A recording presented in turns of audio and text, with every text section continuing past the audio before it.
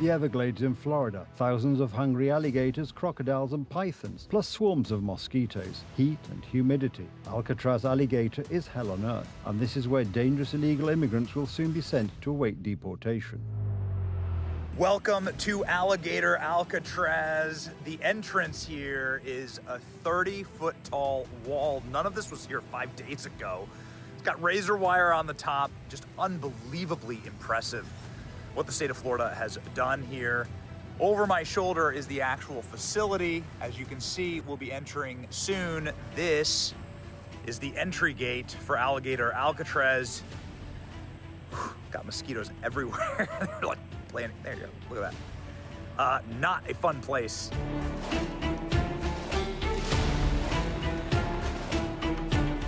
The latest investment was personally inaugurated by President Donald Trump, who flew to Florida accompanied by Secretary of Homeland Security Kristi Noem. During his election campaign, the American leader promised his compatriots a tough fight against illegal immigrants, terrorizing cities and towns in the United States, and whatever one might say, he is keeping his word. Very soon, this facility will house some of the most menacing migrants, some of the most vicious people on the planet.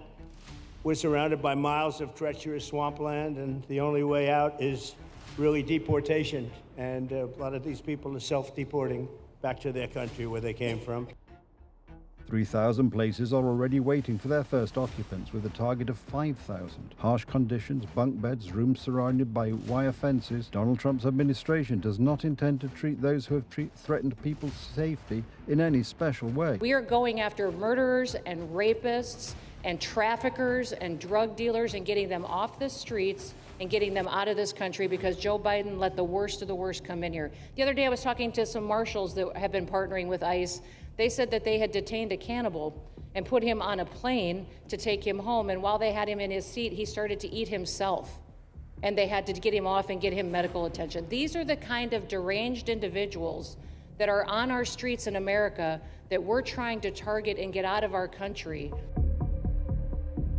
They will face a rather unpleasant visit to Alligator Alcatraz, where they even hand out commemorative caps. Alligator Alcatraz merch. The name of the deportation center is, of course, no coincidence. It refers to the infamous Alcatraz prison in San Francisco Bay, from which, officially, no one has ever escaped alive. Today, the prison complex is primarily a tourist attraction, but President Donald Trump has already announced that he has a plan to modernize the building and hold illegal immigrants there. We want to keep the American people safe, and we want to remove these public safety threats from our streets, and we want to effectively detain them as best as we can. As for why the president is going, I think his trip to this detention facility actually underscores the need to pass the One Big Beautiful Bill, because we need more detention facilities across the country.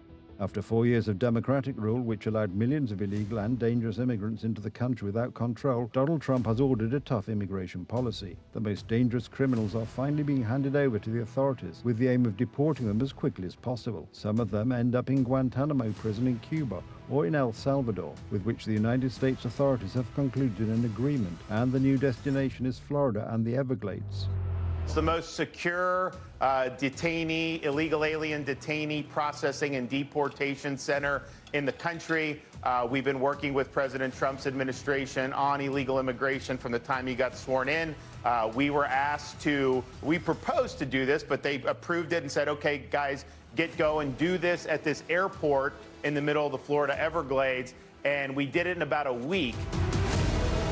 The only escape route is through the local swamps.